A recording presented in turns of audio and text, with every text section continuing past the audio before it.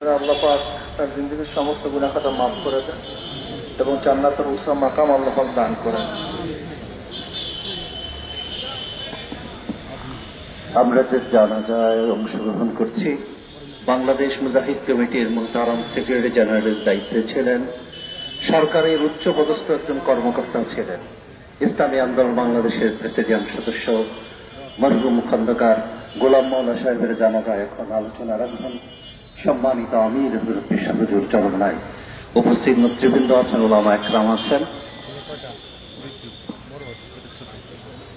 أعوذ بالله من الشيطان الرجيم بسم الله الرحمن الرحيم كل نفس ذائقة الموت।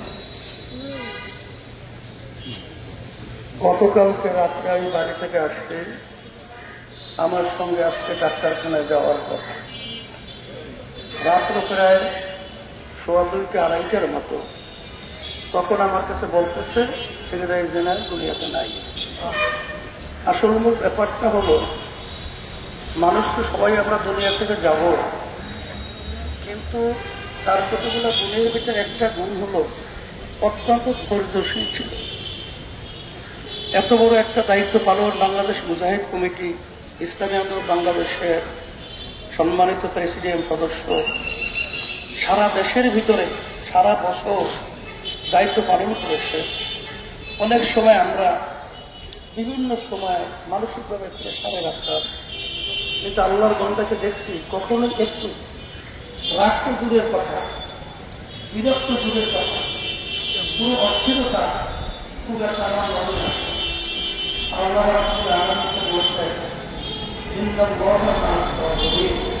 আমি ধৈর্যের সাথে আমরা তো সবাই এখন রওনা করে দুনিয়া থেকে যাবো।